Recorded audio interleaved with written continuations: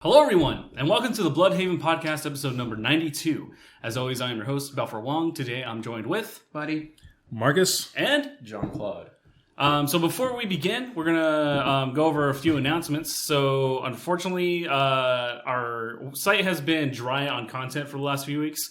I went to California for a much-needed vacation. And because of that, nothing was uploaded. But we are coming back and stronger than ever. We will be uploading some board game videos later on next week, as well as continuing our Vampire the Masquerade and Alien RPG shows. So you guys can make sure to check that out by going to Bluhdhaven.com for our content. And additionally, this weekend, we are doing our 24-hour charity live stream event called Extra Life.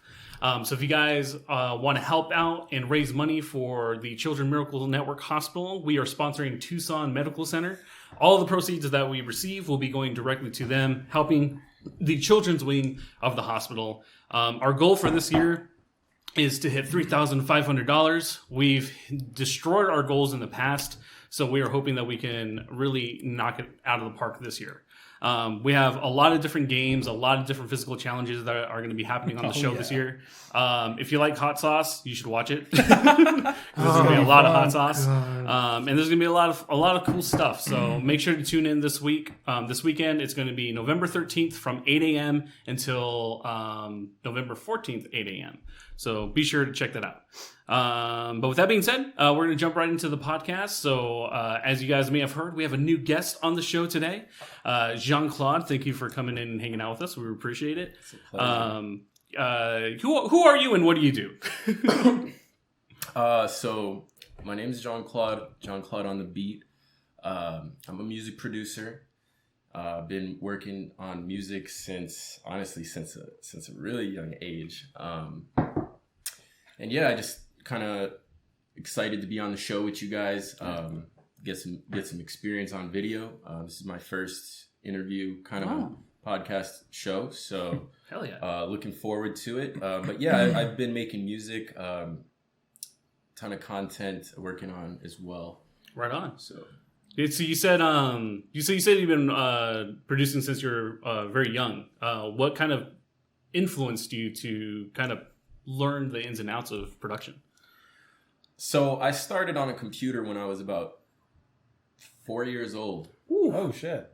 Yeah, my mom had got me a laptop, and I just started. I was very very into technology from a young age. So I first started out with virtual DJ. Back in the era when Yahoo Messenger. I don't know if you guys are familiar. I'm familiar with Yahoo Messenger. Yeah, back when that was the thing. We might date ourselves by saying that, but yeah, I'm familiar with. Keep talking. So what I would do is I would hop on Yahoo Messenger, hop in a chat room. Back when that was the thing, and I would just get on there and use my mouse because I didn't have any I didn't have any DJ. Oh yeah, you didn't have the whole gear and everything. But I would get on there, use my mouse, and I would play with the turntables on virtual DJ, and I would be up there till 4 a.m. in the chat rooms. I love that DJ. shit. That's rad, dude. Wow. That's really cool. So, from a technical standpoint, that's awesome. I know a lot of us, technology has been a big crutch for us at a young age.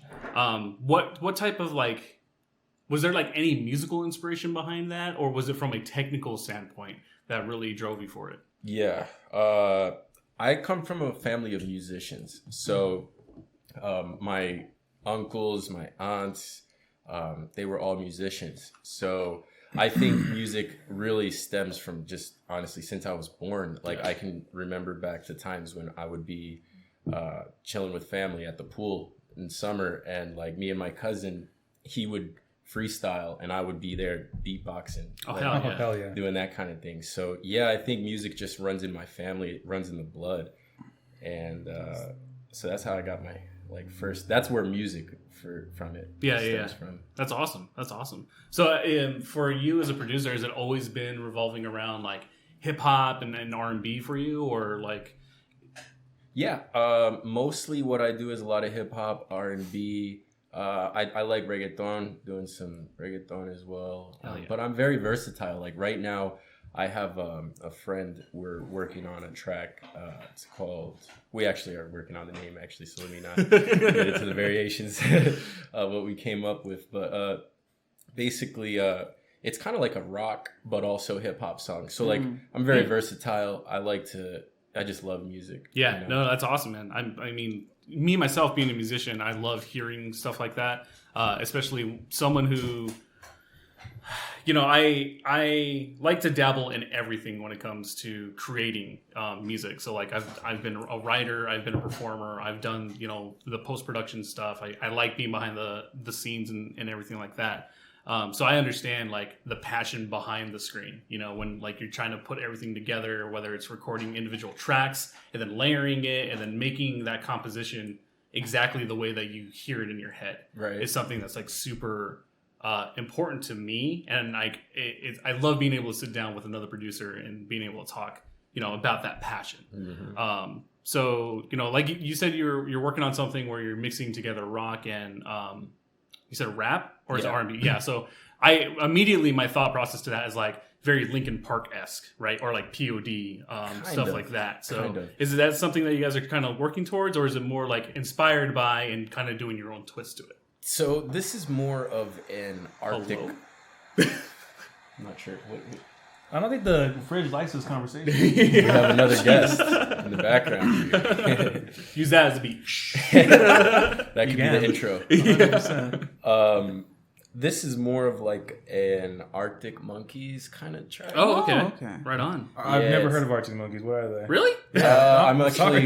I'm fairly new as well, so I don't know all their songs. I know one good song from them. We'll put some tracks after. You're gonna familiarize me. Just based on that reaction, I know what I'm in store for. I mean, I could go on my playlist and find it. It's somewhere down, like way on my music playlist, but I don't even remember the name. Fair enough. All I know is they're a great music group, and so it's kind of got like this Arctic Monkey kind of vibe.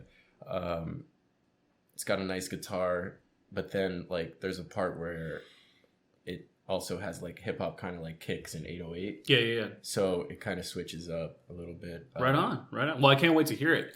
Well, like so kind of trailing back a little bit. After your early upbringing with producing and stuff like that, was there anything that like really inspired you, like during your teenage years, like your late teenage, like high school era, that like really pushed you forward into like your passion, or was there anything like big milestone that that you really hit? Yeah, definitely. I want to say video games, man. I used to love. All right. I used to hop on PlayStation, and that was my thing. Grand Theft Auto, Call of Duty. Those were my two. Like I wouldn't play anything else. Yeah. I wasn't big on like 2K or any of those. I was just straight about GTA and freaking Call of Duty. You know what I mean? So, that was basically one of my inspirations. Also, growing up where I grew up in Florida, I feel like there was a lot of music. I mean, a lot of good music comes from there. A lot of the greats. Yeah, no, absolutely. Coming out of a lot of culture in Florida. Yeah, so a lot of culture. So yeah. So just like LA or New York for that. Right. So, I think my city where I grew up also inspired me. What city in Florida was it? I grew up in Fort Lauderdale. Oh, okay. So about 30 minutes from Miami. Yeah, I would say very close. Yeah. What brought you out here? So family. My mom, she moved out here in about 2016. Oh, okay. So you're new to the area. Yeah, I'm pretty new, about 4 years now. Yeah. At first, I was just not about Arizona. I was like, I've lived here almost my whole life. I'm not about it still. Yeah, that's exactly what I was going to say, Marcus. So, that was kind of how I started out. Like 4 years here now, though, I don't know. I mean, for the most part, I think there's definitely a large music scene out in the West Coast as well. Oh, yeah. I'm actually excited to be going to like Los Angeles, hitting up some of the studios over there. I'm actually working on planning some of that out right now. Good shit. That's awesome. But yeah. So a lot of great stuff. Yeah, I mean, I haven't done much on the East Coast, but I've had my fair share of like production work in LA. Before I came back to Arizona, I was living in LA for a while, doing music and everything like that. So there's a lot of great opportunities out there, but there's also a lot of false opportunities out there. Sure. So, I'm sure. I mean, you're a very level-headed guy, and I'm sure you can read through the lines, especially with how long you've been doing it. So I'm excited to see, where you go from there, man. It's gonna be rad. Man, yeah, and I definitely thank you for having me on the show today. Yeah, of course. I would love to, do another show, more shows with you guys in the future. Yeah. But yeah, so to tell you guys a little bit more, there was a time in my life I was going through a really, really, really rough time. And I was working on music, though. I was heavily working on my music. I was very, because as a musician, you know how the passion goes. Yep. It's like you're passionate about it. You don't care. What actually, some of your experience you put into the music. Oh, yeah. So, Yeah. I went through a time, and basically, I actually made a connection a little bit prior to me going through this hard time. And this connection that I made, it's crazy. I was down at the beach one night in Fort Lauderdale, my city, just chilling out. As opposed to the beach in Tucson. The big bodies of water. Yeah, Fort Lauderdale. But once were beaches. Yeah. Yeah. So I'm out there, and I'm underage. I think I was about 16 at the time. Or Scandalous. Prime age. Prime age. I'm out there looking for some alcohol because I wanted to turn up. Yeah, of course. as they call it. Yeah. Absolutely. As it goes, want to do these things when we're younger. Then as we get older, kind of less.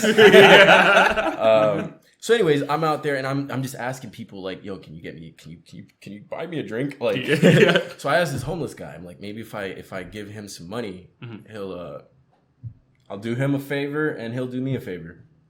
So he does it. Anyway, we start talking. Just like right when he's giving me the wine or the liquor, whatever it was, and. So, moral of the story, he put me into the connection that actually changed my life. Like I met through him because we were out there chilling, talking. Yeah. And there was someone that was sitting along the side on the beach that overheard us talking. And this person, so it was really through me. It was through the homeless person helping me out. Yeah. But me asking for the liquor, of course.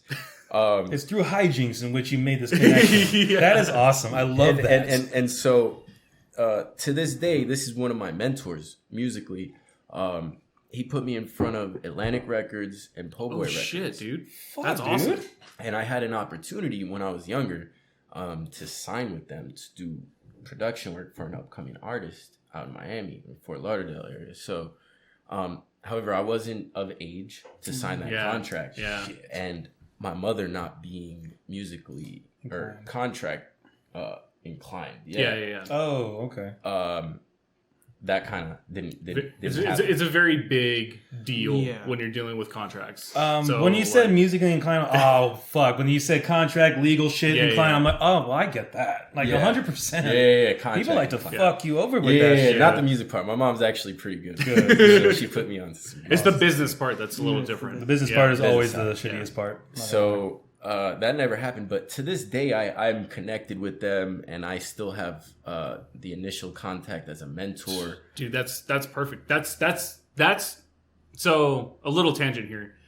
To me, that is far more important than that potential job that you could have gotten, because something that is very important in this industry in particular is making sure that you have those connections and making sure that they're good connections. Yes. Like making sure that you do not burn those bridges down because you don't know what that person can do for you, 10 years from now. It's not about the now, what they can do. It's about how you can build that connection and keep that friendship inclined.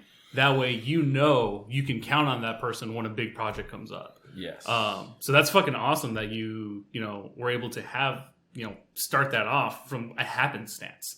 It's kind of funny the way that life kind of works that way. But I'm sorry, continue on with your story. Yeah, so, and I was going shortly, like during the time that I was in my prime time of working with the manager of Flowrider. That's kind of when I was going through a rough time in my life, though. So it also, not just the contract issue, my mom not wanting to sign a contract, that was part of it. But also I was going through a really rough time in certain things. Like, you know, I went from practically like being homeless. You know what I'm saying? Wow. I was like going through some rough shit. But Yeah, brother. throughout the whole time, though, I was grinding on music. I was focused. Yeah. Some of these people that I met had done huge favors for me.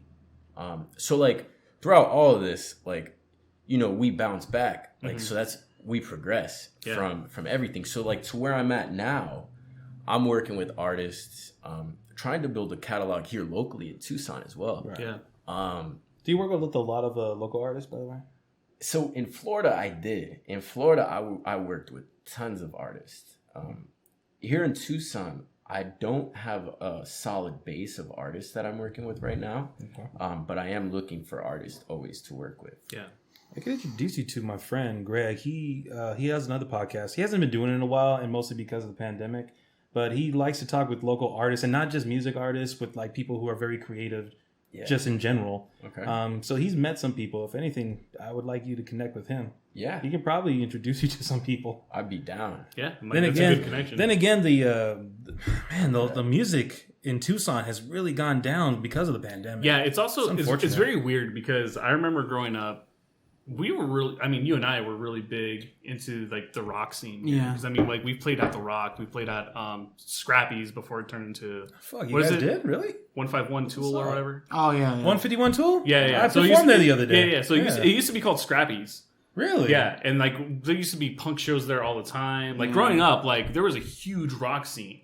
But like even right before the pandemic hit, like the rock scene kind of just plummeted a little bit. There's a lot of great artists here in town, but I just feel like one of the downsides of Tucson is that there's a point where you peak, but there's not much else after that.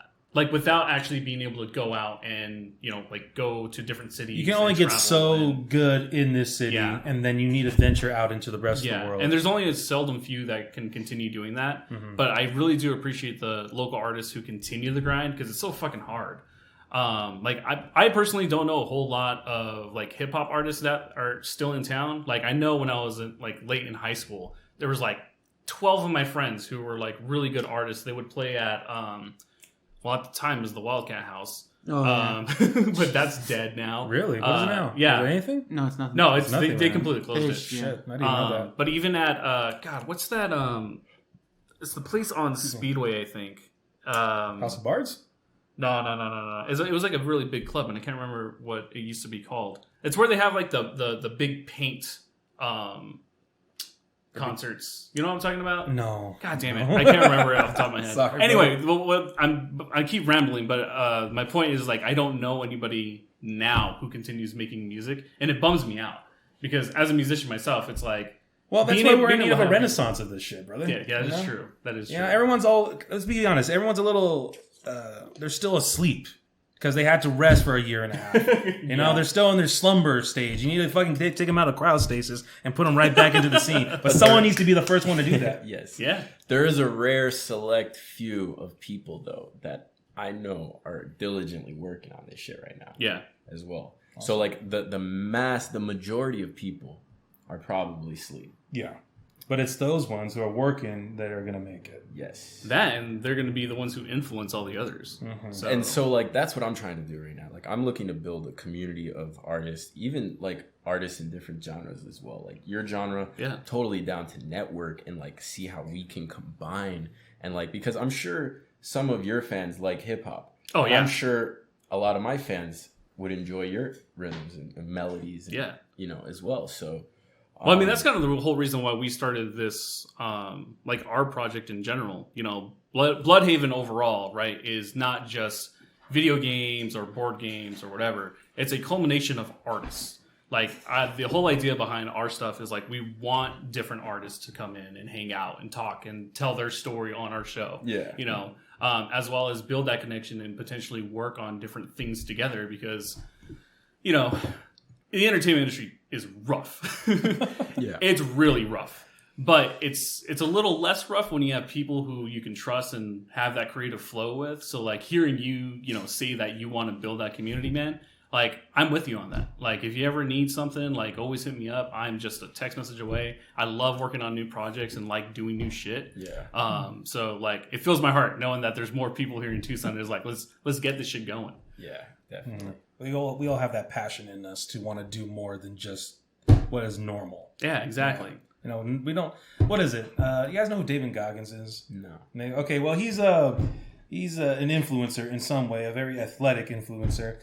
He was at a point in his life around 27, 28 where he decided what I'm doing with my life is not what I want. He was 300 pounds. He was working as an exterminator in like the dead of night hours, for all the businesses. So he goes in when they're all closed.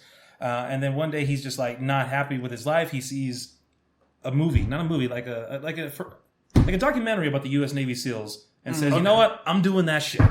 And he did that shit, and he got in he got in really good shape. He went and did it, and he actually failed the first time. I think he failed the second time, and then he finally made it the third time. Damn. And Bud's training, the way he described it, I read his book, or I listened to his audiobook, I should say, is terrible. It's one of the worst things you can. They call it Hell Week for a reason. Mm-hmm. Yeah, and then there's more after that. You know what I'm talking about, bro. He did it, and he came out of it, and now he's like an influencer. This dude is like all about. I wouldn't look to him as like a health guru, but for mental toughness, I would definitely look to him. This is the kind of guy who's like. The last video I saw of him, he was doing what he called an Everest, which means he's on the fucking Stairmaster, and he's going to basically do the length of Everest before he leaves the gym for that day. Holy shit. Jesus Christ. Yeah, and he says, "This is fucking tough. This is some bullshit, but it's all mental toughness, motherfucker, motherfucker." So he's definitely like the mind over matter type of. He's mentality. like the fucking. He's the healthy Samuel L. Jackson. And that's really what it takes. You need to fucking work on that mental discipline, bro. Pushing a mountain is not easy. Like if you want success, you have to basically be ready to push a mountain. You have to push mountains, and that's not easy. You have to be willing to put in the hard work when others don't. Like you have to be able to see the opportunity in the area that you're going for. Yeah, and you have to be able to like the hard grit. The grit. You got to have grit. Yeah. And it's those that end up with success and end up with their goals being achieved. Well, it's not even just that, but it's also, one of the biggest things I'm learning right now. Well, I have been learning over the last few months is like, it also takes a leader. Like, you can want all you want. You can grind, all that you can. But unless you're the one who takes the lead and goes, this is what we're going to do, and we're going to do it, I think that is like the culmination of all of that together is really what's going to make someone successful. Because, I've done things in the past where it's like I grinded like crazy, working on this project, making sure it's nice and good. No follow through, like no audience interaction, nothing that's really great, like gripping you there. Not until, we started our own thing where I was like, fuck it, we're taking the helm. We're going to do it our way, and we're just going to see what happens. And, it's been a slow growth, but it's a growth nonetheless. And that's the growth that, like, I'm holding on to, being like, because we started this on our own and because we're doing it our way, that's what's going to matter. Yeah. Like, sure, we're not, doing the most trendiest things right now, right? No. Like, we're not, like, on TikTok or whatever, doing the popular dances or whatever. But we're there for the long-term retention, right? We're there to matter for, like, where we are, what we're standing by. With, dabbling, certain things here and there, you're our designated meme dude. So, like, if I ever need something that's relevant, I can just have you say something. Listen. Don't need to call me out like that. That's too real. But no, it's part of what JonClaude is saying is, like, you got to grind. But on top of that, you have to be a leader and you have to be the one who's going to forefront that, because without a leader or without someone wanting to do it, no one's going to do it. And if you keep waiting for someone to do it, it's never going to happen. That's why you got to be your own leader. You got to take control of your own fucking life. So I think get to that shit. And also, like, what I've noticed in the past, I've done this. I feel like it's one of the, it's probably a cognitive bias, one of them. A I'll get so involved into one area of what I'm working on that I neglect the others. Yes. And that's something that I've been working on lately. And Multitasking? not multitasking. It's not even just that, but it's like compartmentalizing. Like, because you're so fixated on a specific area. Like, so that's where your energy goes. To give, like, I'll be so focused on the beat or working on the beat that I'll forget to update my social media or check my messages, respond to artists. That, like, because I do work with a network of artists digitally, like online. Right. You know, I'm sending beats. And, is there like a certain hub you guys use, or no? Just I talk to my people through Facebook, Instagram, his own network or text. Like yeah. all right. But yeah, it's like it's an always changing. Oh yeah, industry as well. Yeah, and it's tough because I mean, like I was saying, like things come really quick and go just as fast. Yeah. I mean, like things are trending and not the next minute, and it's really really tough. Exactly. And I completely understand the position that you're in, where compartmentalizing is really really hard. As a little background for you guys, I'm in charge of all of our social media. I'm in charge of our website. I'm in charge of the blog posts. I'm in charge of the editing. Now, everything. Here's the thing: we don't want to necessarily though, right? Compartmentalize our lives. Right. That's what we don't want to do. Yeah.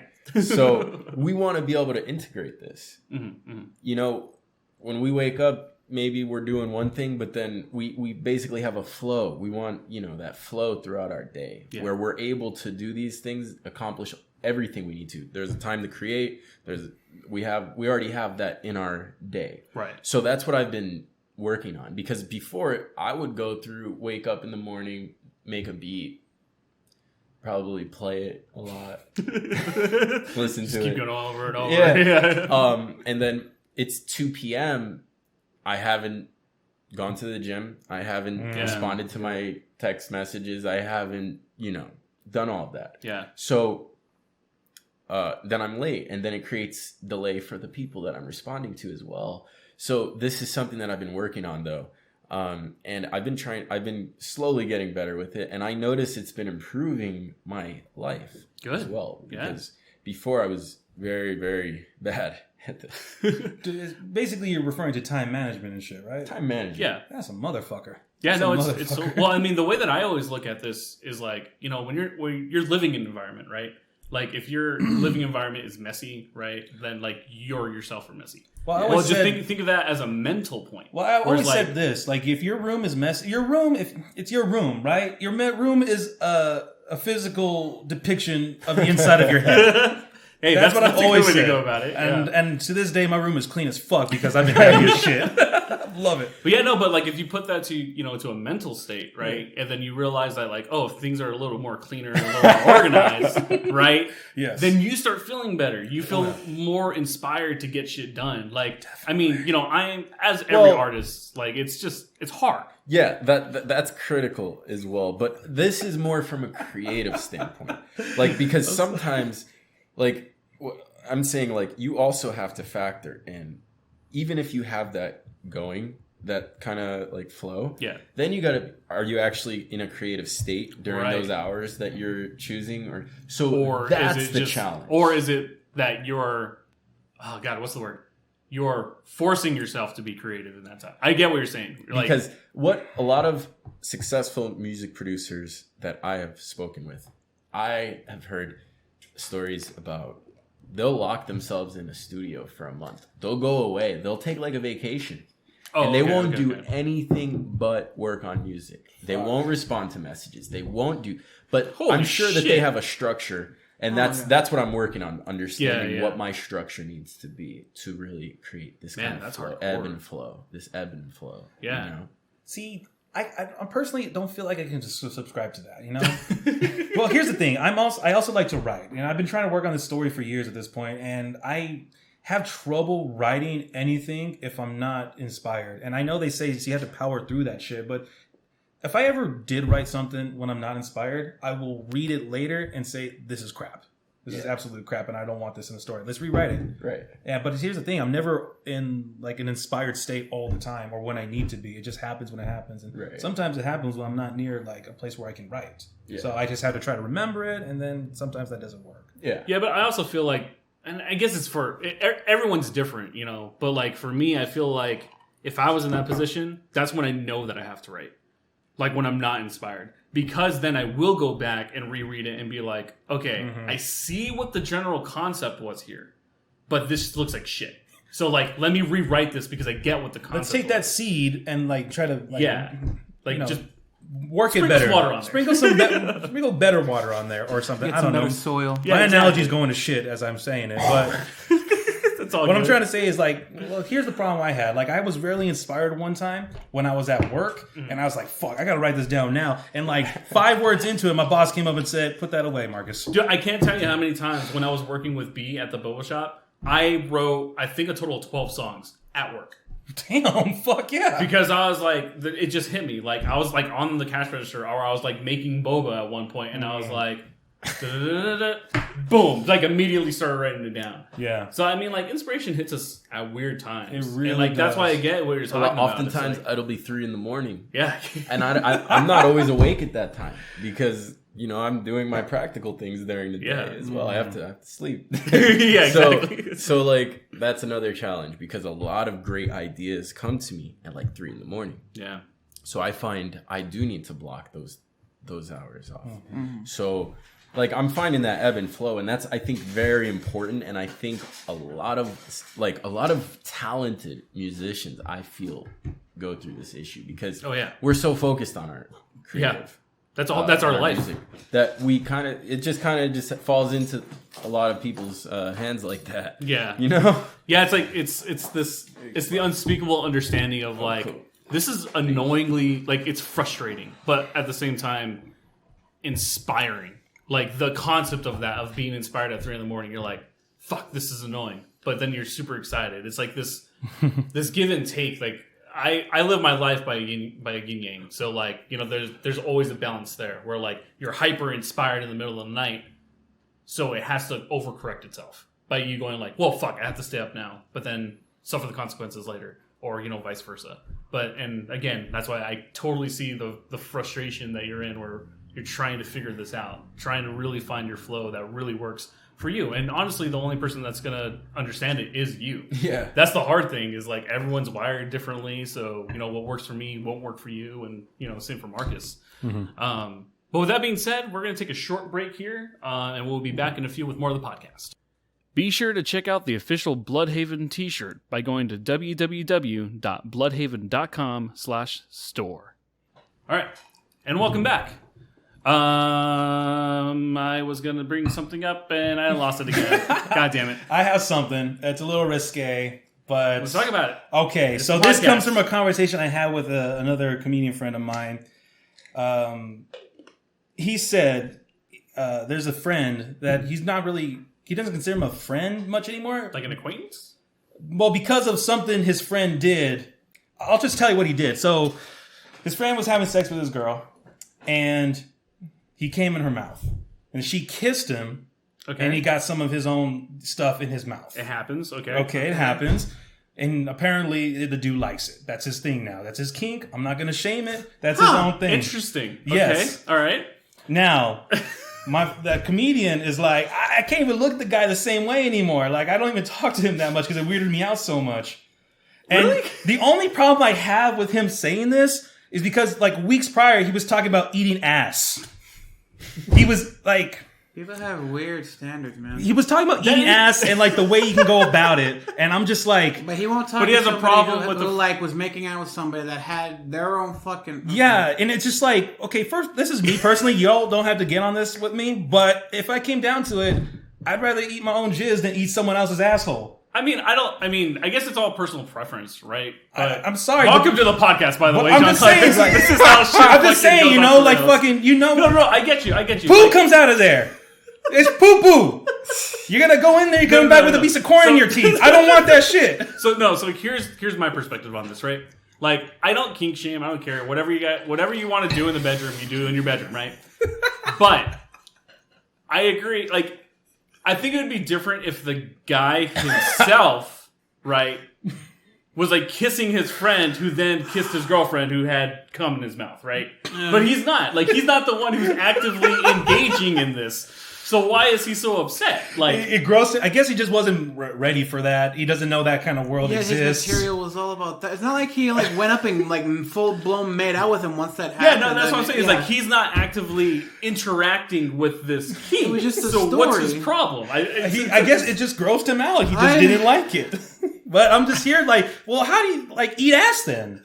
Because eating ass is far worse, in my opinion. I mean, I guess it's all based on your perception. I mean, again, I don't kink shit. I don't do anything of that because I don't like it, but some people do. But I don't judge them on it. All I'm saying is I've seen porn where girls eat cum. I've never seen porn where girls eat shit. All right? I mean, maybe one, and that was frowned upon. Highly frowned upon. I don't know. Well, I wouldn't say it was frowned upon. I think a lot of people liked it, which is the reason why it got so popular. I didn't like it. It just basically made a lot of reaction videos at the time.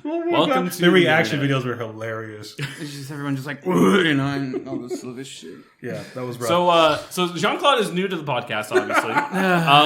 This is how it goes. Yeah, no. Well, there's a partial structure where we have a good segment, and then it just goes off the rails. And every time we get to a point where like we all don't know what to talk about, or at least you two don't know what to talk about, yeah. I definitely have something I want to bring up. Which is great, because then there's just more topics for us to go off of. Yeah, but it's usually like in this realm of thought. So you've been warned, JonClaude. Kick-ass name, by the way. Yeah, actually, do you want to explain that? I mean, like, not many people have the name JonClaude. Yeah. So, how did your parents come about your name? So, you know, to my knowledge, I believe my mom was working as a security guard, and she was like in the booth of somewhere, like, I don't know where it was, but I think it was like maybe somewhere where you drive to like park or something like that. Oh, okay. And she was just thinking of like what she wanted to name me, and I believe she wanted to name me John, but she didn't want it to just be John because it would, you know, that would kind of boring. Because it's not as eccentric. I guess another John. I guess, and so yeah, so then she was like, what can she put with it? And then she eventually thought of JonClaude. Yeah, I was like, Van Damme. Well, not. She wasn't thinking about Van Damme. Oh, she was just thinking of JonClaude because I honestly don't know. No, that's right. Because I mean, like I've met a lot of people in my life. I've never met a JonClaude, which is awesome. Yeah. So like, I just was curious as to how your name came about. What about you, Marcus? How did your name come about? Oh, I legally changed it. What's your regular name? Michael Rivera.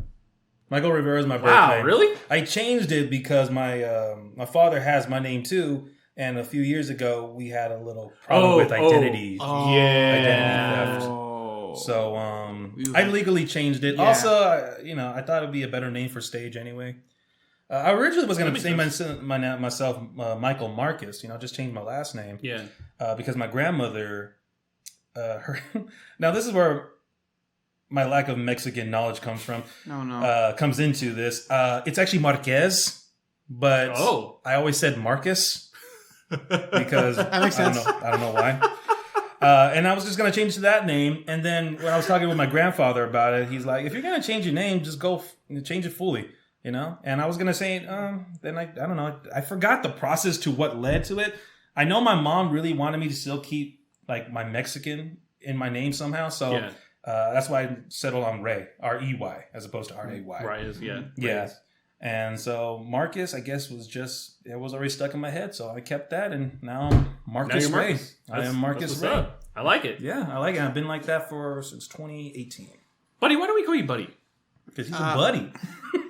It stems back to, on my mother's side of the family, her father was called that through his years. And for as long as I can remember, I've just heard that since I was a fucking wee lad. So I just kept hearing. It just stuck.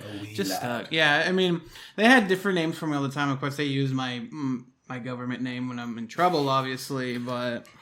You want to say what your government name is? What is your name? It's been so long since I've had to say it. I'm probably going to lose most of it. Gerardo. Gerardo? Gerardo. Your name's Gerardo? His name is For real? Gerardo. Yeah. Holy shit. Damn. That's Mexican right there. That's like anchor baby Mexican right Yeah, there. but say your last name though. Mills.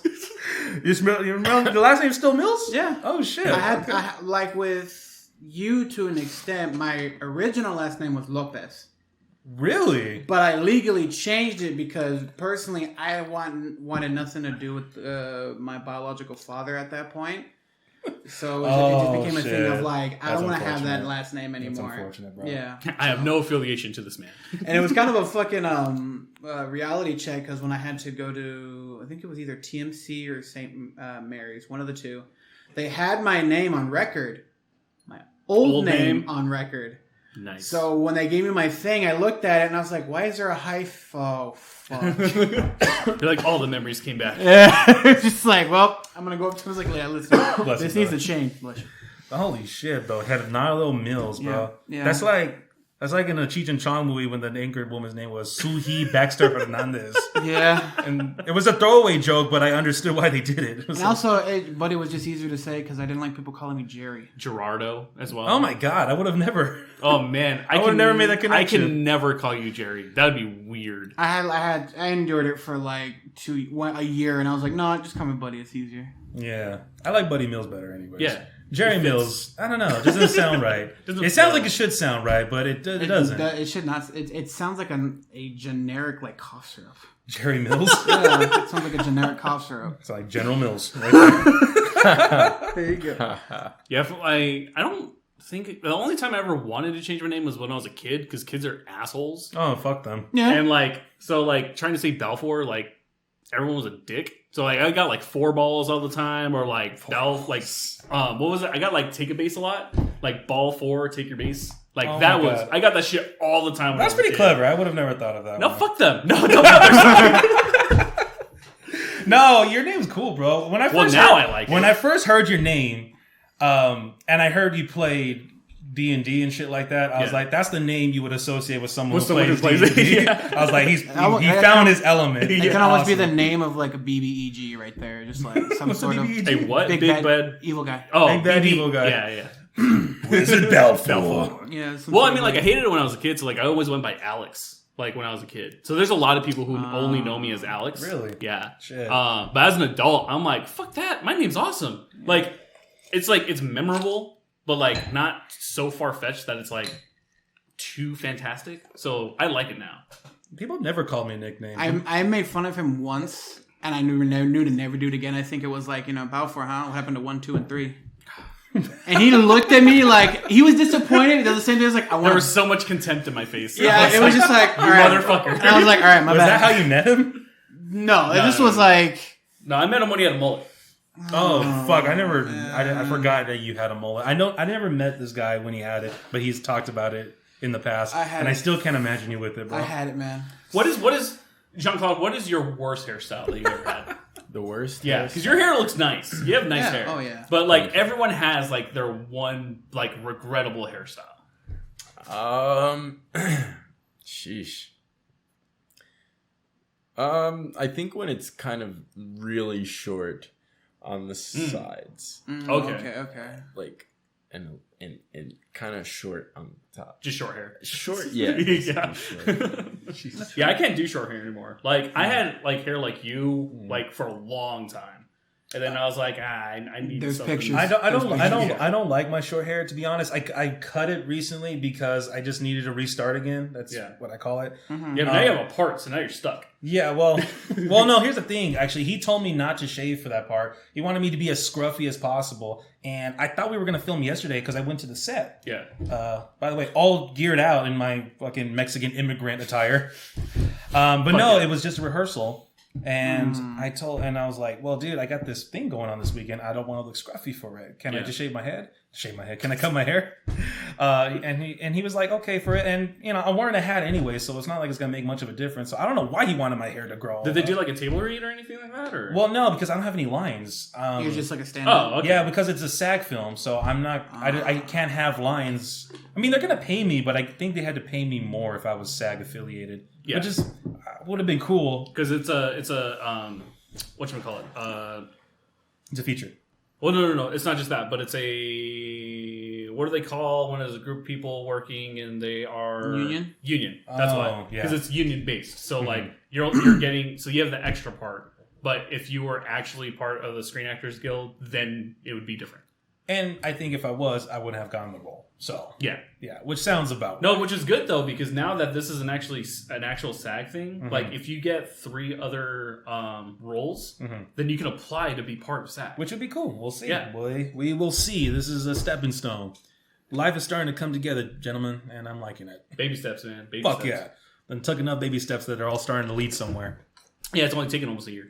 Hey man, I'm all for it. Just like you said, you're going through a hard time when you found your shit. I was definitely going through a hard time when I found comedy, and now I went back into the acting thing. So it's a good time to be alive. Fuck yeah, it's a great time to be alive. Hell dude, yeah, it truly fucking is. Like I think what's nice about having this group of friends is like I know a lot of us can relate to like dealing with depression and shit. Oh, yeah. And it's like it's really crazy to think about being in like the worst part of your life and then realizing where you're at now and like that inspires me.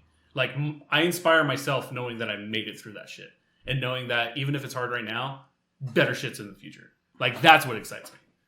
I always do feel bad though for those who are depressed but have no a better word for this, but observational skills, you know? Oh, like they're not as self-aware. Like they're just taking it. And at least I feel when I was, because I still get depressed sometimes, but at least now I've trained myself to when I'm there, I think, okay, why am I feeling this way? Yeah, and you know how to deal with it now. Asking the question why is a big help for anybody in the world. So as soon as you learn to just question everything, you'll start learning, you'll start growing. It's not even just with depression, but also like, you know, when you get super pissed off at someone, right? Like if you're getting into like a verbal argument with your romantic other, like or whatever, like or even just a friend, ask yourself why you're mad. Because I know why I'm mad. Well, okay, your situation was different, but I mean, like you know, we get emotional, like we react emotionally a lot of the time. But it's like if you just take a step back and ask yourself why you're mad, and then realize that like it's probably not really a big deal as you think it is. Then you can just like kind of relax. Because I do that shit now where like a lot of times I'm a very emotional guy. And you know, there's been times when me and B are doing something and then she does something and I'm like, why? But then like I just think about myself, I'm like, why am I gonna get mad about this? Like there's no reason for me to get mad about this. So just let it go. Wow. And I dispel a lot of situations like that. Like I see my friends getting in fights all the time and I'm like, hold on, why are you mad? And they'll be like, because his fucking shoe is right there. And I'll be like, okay, but is the shoe doing anything? Like, can we move the shoe? Did it murder your lineage? Like, what the context in that perspective? Because, okay, so a lot of times, because you say, why am I mad? Like, when I ask those questions, you know, a lot of times it's because I had something worked out in my head and it's not going according to that. And I've been working on that and I've come a long way. But the other day I was really mad at my sibling because they're just really bad with being places on time. Specifically, school. They are so bad with being ready to go to school on time. And they know this about me. They know I'm very meticulous when it comes to timing and shit. You know, I like to be... very punctual. I know you don't believe it because I'm late constantly. Because I'm super punctual. Yeah, I'm very punctual. You're beyond. So if you're having a problem with me, you're gonna fucking kill them. But anyways, I was realizing, you know, why am I mad about this all the time? Is it because I'm just this kind of meticulous person? I'm like, no, it's not that. It's because she constantly fucking does it for years. My patience with this one person is so thin that it literally can set off. They just breathe. That. It's like, what the fuck? Yes. I'm not lying. On the plus side of that, though, now that you've asked yourself why, you know that is the actual source of it. Yeah. So hopefully, you know, you can talk about it and deal with it. And I talked about it with them, and they're still doing it. They're a fucking kid. What are you gonna do? Learn. They're gonna fucking learn. They Truancy officer. Oh. What was that? Truancy officer. What's a truancy officer? They used to be a thing back in the day where, like, if you did not go to school, there was like a person, man or woman, would come to your door where your address is, and it's like, is your kid here? Yeah. They need to go to school. Then they will literally drag your ass out. And not even just that, but if they kept doing it, they would take the parents and take them to jail. Yeah. And that's like an actual thing. You know, my mom was constantly talking about, like, that's going to happen. You know, they're going to come and, like, talk some shit to us because they're not going to school. Yeah. And I'm just like, I don't even know if that's even a thing anymore. It's not. I can tell you that it's not. I know for a fact because I ditched so much in high school. Because the last time I remember hearing about it, I have never ditched. The last time I heard about truancy officers was like during my grandfather and grandmother's age. Oh Jesus! Where they used to like keep them like quote unquote hog tied with ropes, and they're like getting dragged by not dragged by horses, but like being escorted, horseback and all that to get them to. God, how old are your grandparents? Oh, one's almost 90. Holy shit. Oh no, she's like 97, 98. So 1920s then, maybe 1930s. Yeah, Man, they were still riding horses back then. this is Tucson. Yeah. Fair enough. I saw old videos of like Tucson from the 60s and 70s. Desert. Dude, downtown, weird looking. Fuck yeah. I actually didn't really look into Tucson back then. I really should. I will say, like, even though I can't stand Tucson because I grew up here. Same, brother. But I do think because Arizona's so young, it is cool to actually go through like the history museums and the library and actually look at the history of Tucson because of how crazy fast it has exploded as a as a city. Mm-hmm. Like there's small things about Tucson that I'm like, hey, you're doing it right. Mm-hmm. For the most part, though, I'm like, can I leave? Like, I just came back from California, and I'm not joking. Like 2 hours in, I was like, God fucking damn it! I had a Twitter argument with him because of it. Oh, really? Yeah, because I said Tucson drivers. I said something about Arizona drivers. Like 5 minutes in, and I already want to be back at California. Fuck Arizona drivers. And he sent a gif of like, you know what? And someone. Hey, you know what? First off, don't blame the Arizona drivers. No. It's the no-gees. It's the no-gees. No, it's not. I can tell you right now, it's the fucking Arizona drivers because everyone goes fucking 10 miles under the speed limit here, and they're in the left lane. Why? We're high. We don't want to get caught. You're right, though. You're right. Yeah, but no, every time I have like a near-death experience on the road, it's always a Sonora plate right there, man. Fuck the no-gees. Fuck them. And fuck them around Black Friday too, because they take all the good shit. Well, it's because all you see is the speed limit is 45. They think it's 45 kilometers, not miles per hour. That's actually a good one. I love that. Write that shit down. Write that shit down. Thank you. Go for it. So I wrote not even 2 minutes into Tucson, and I want to go back. LOL. Arizona drivers suck. Buddy responded with a GIF that says, "You know what?" and then just walks out. And I said, "I love you." He said, "You sit on the throne of lies." So I replied with, "But I sit on the throne." You fucking. I hate how smooth that was, and he used the fucking Destiny email and I'm like, you bastard.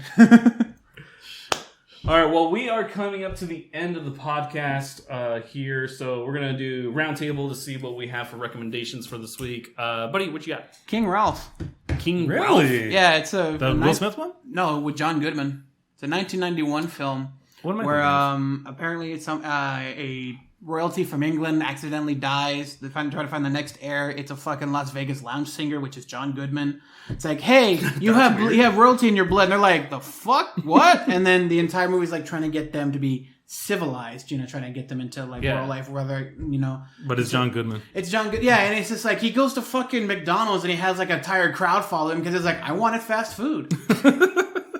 I do like those kind of comedies back in. There was like in the 80s they made that movie, right? 91. It was 91. Okay, so it's still it was like around the Big Lebowski. It was coming out of the 80s when they made that movie. But all those type of movies, like what is it with what's his name? He was a great comedian. Back to School. Hills Cop? No, I'm thinking Back to School. Rodney Dangerfield. Back to School, and Sam Kinison was also hell, even fucking Caddyshack was in Caddyshack. All those type of comedies, very 80s-esque, and I appreciate them for that reason. They're really good. And King Ralph is one of them. Yeah. I thought you were talking about King Richard. That's what I thought you were talking about. No. The new Will Smith movie that's coming out. Yeah, it's about Serena Williams. And, I want to watch it. It looks really good. Okay, yeah. Well, that's what I thought you were talking about. I'm like, really? You've seen it already? No, King Ralph. Okay. I think that movie comes out later this month. Yeah, that's why I was like, how the hell did you see it? He's an advanced screen. My jaw hurts. God damn it.